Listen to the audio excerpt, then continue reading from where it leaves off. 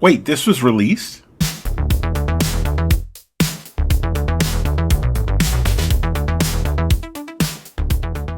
Greetings, Retro Zoltan here. I'm going to put my handhelds down for a second and show you the Atari VCS. Not to be confused with the original that later changed to the name Atari 2600. We're talking about the Atari VCS, the last Atari console, originally called the Atari Box, eventually released in 2021. Before getting into this, I just wanted to thank Chuck for letting me borrow this. In pure Atari VCS fashion, as you will find out, Chuck ran into a problem with his Atari VCS right out of the box. So he sent it to me to see what I could do to it, and of course he's letting me review it. And he let me do it before I even begged him to do so. So thanks, Chuck. Seriously, you're my hero. With that said, let's get a bit of history of the Atari and the VCS. And if you know anything about it, you know this is a juicy steak to chew on. Atari.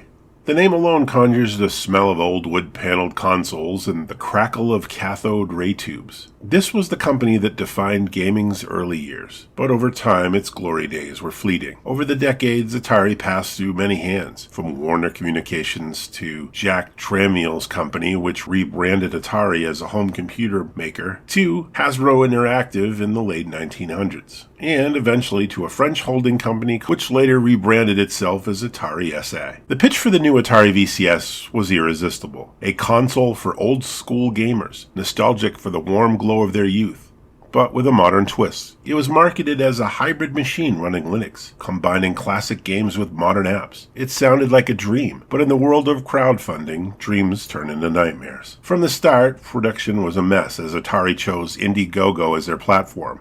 A risky move in my opinion. Kickstarter, a similar crowdfunding site most consoles would start from, will refund your money if it fails release. But Indiegogo makes no such promises. This was a huge early red flag, and despite people's suspicions that this was a scam, over $3 million poured in from eager backers anyway, hopeful for Atari's return to glory. But delays hit almost immediately, and deadlines began slipping. Partners came and went. The hardware once touted as sleek and innovative became a symbol of overpromising and undelivering. Things unraveled further when Rob Wyatt, the original lead designer, walked away from the project in 2019, claiming Atari hadn't paid him. Atari scrambled to reassure fans that everything was okay, but it wasn't. Manufacturing delays in China, the pandemic, and growing skepticism turned the VCS into a punchline before it ever hit shelves. Some YouTube reviewers were relentless, calling the Atari VCS a scam and a disaster, while others held on to hopes, believing what felt impossible for Atari. Honestly, if you do a YouTube search for Atari Box and find videos before 2021, you'll see a lot of people just going crazy. To me, honestly,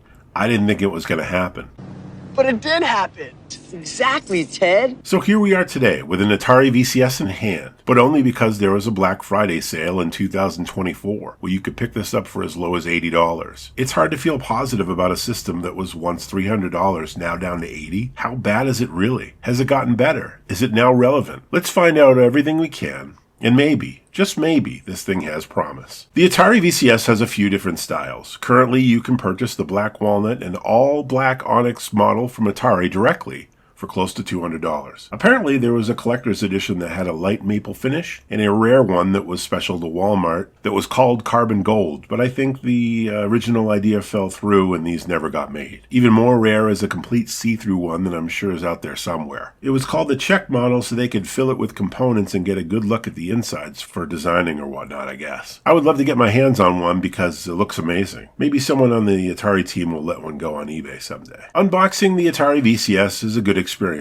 It's a box holding, well, 3 other boxes. One being the console and the other 2 are different included controllers. Also included is a power cable, an HDMI cable, an offer from Antstream Gaming's streaming services, something we'll talk about shortly, and Atari telling me if I have an issue to not return it to the retailer, but to contact support instead. Yikes. Let's hope we won't be needing that anytime soon. There are no physical instructions to speak of, but there's a QR code by the Quick Start guide written on the inside box flap. The console looks great. Chuck got the walnut one, and honestly, I would have went for this also. Just taking a quick look, I recently found that Walmart was only selling the Onyx ones, and from what I've been reading, inventory on the walnut ones go pretty quickly. There are those converting the panel on the front to have a walnut one anyway, which I think is a pretty good idea. Atari did have an opportunity to sell faceplates, but decided against it for some reason. It's only a matter of time before people are selling them on Etsy, so stay tuned. On the front of the console are two USB ports. These are for controllers, obviously, but can be used for other stuff in the future. You don't necessarily have to use the USB ports for the controllers since they work wirelessly, but it's just an option. Plus, they can charge your controllers as well. I was kind of shocked that the USB wasn't USB-C, which I think was an interesting choice. I mean, I'm no console designer, but even back in 2021, USB-C had been out for 7 years. On the back of the console is the power button, the HDMI port, an Ethernet port to connect it to your network physically, and more USB ports. I love to see these. In the little boxes sport two controllers, one that looks fairly close to the original 2600 controller, and one deemed a modern controller. The classic Atari controller feels pretty good overall. The smooth stick part spins, which is a bit weird, and I didn't like it at all,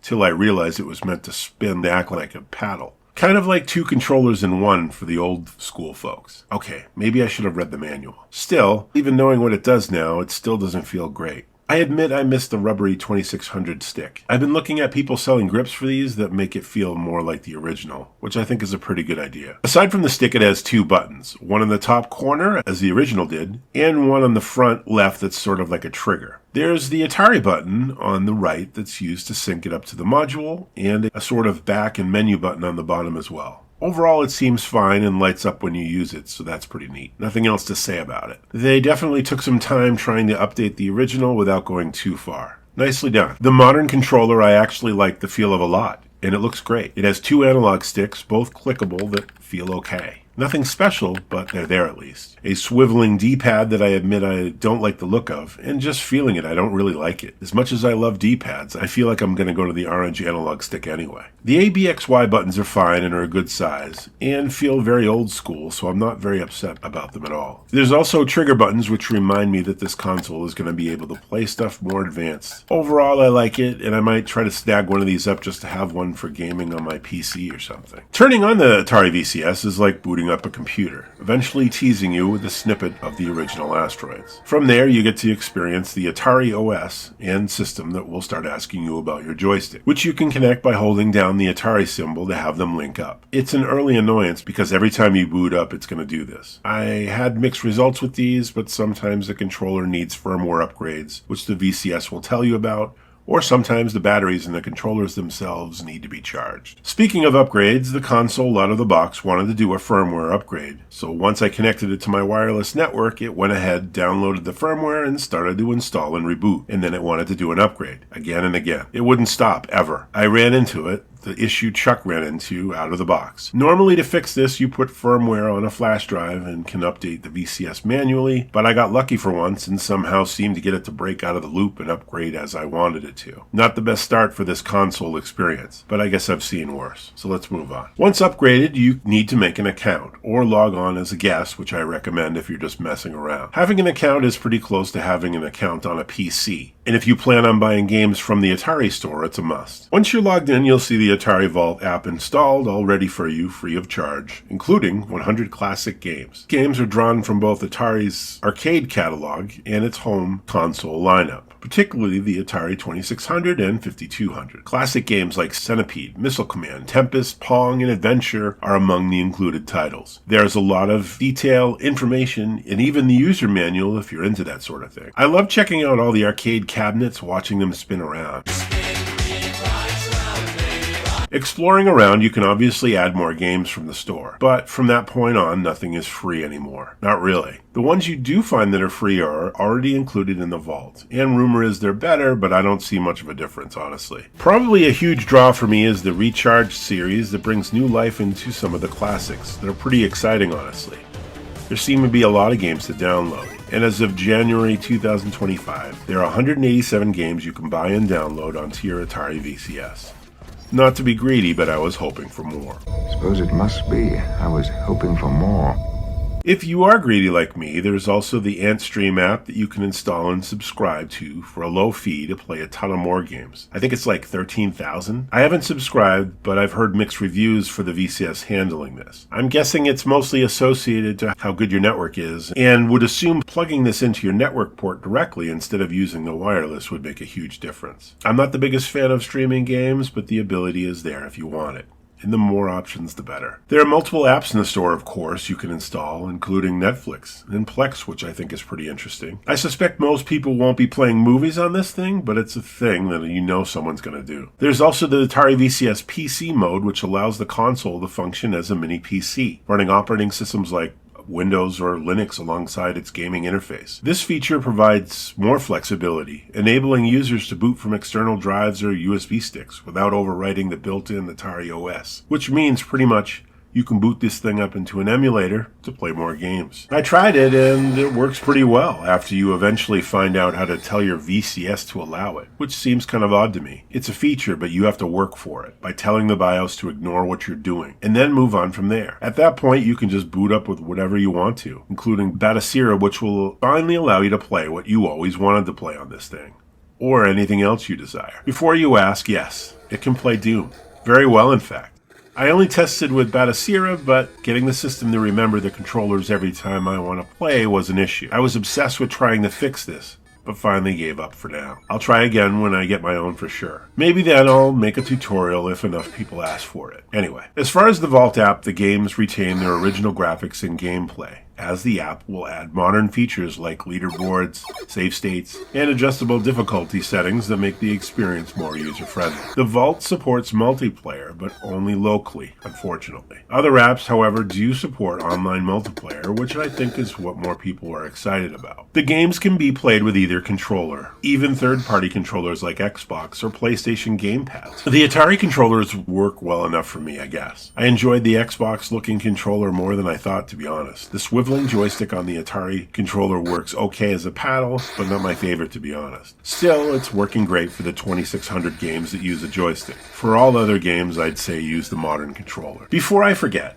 the Atari VCS is a versatile system that supports hardware upgrades, including storage and RAM. Not a bad feature if you really want to take this thing to another level. Being able to do this, for me, really makes it a console you can work with, and I appreciate that. I really had a hard time with my feelings on this one. It wasn't what I was expecting, and that's no fault other than my own, really. For those that have been following this from the start, waiting for it to be delivered, I can't help but wonder how they felt when they finally got it. Getting it today, you sort of get the illusion that Atari had it all together on its release, but it really didn't. It had all sorts of problems, including a zip code issue that wouldn't allow you to buy games that took forever to fix. And the problem came back later just to annoy even more users. All the delays, all the problems, for a meager 100 included games, to where you can buy more from developers as time goes on. Was it enough? For the buyer's sake, I hope so. If you're thinking about getting a VCS because it's going to be cheaper now, I say it's a good deal for what you're getting, but only if you feel you may take advantage of the PC mode, that in all fairness can make this thing the Atari you want this to be. I kind of feel for Atari and wish they did a little more on this one. It really could have been more.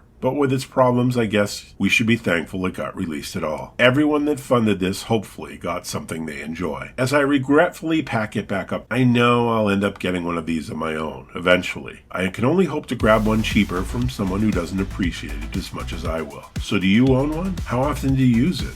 And what do you think? And that's all I have to say about the Atari VCS. Special thanks to Chuck for allowing me to mess with this. And special thanks to you for watching my video. If you would like to chat with me or others about the Atari VCS or anything retro game related, I invite you to the official Retro Zoltan Discord. I also have a Patreon if you think I'm worthy enough to support, but you just watching this video helps me out so much. So thank you. Happy gaming, and I'll see you next time. Bye.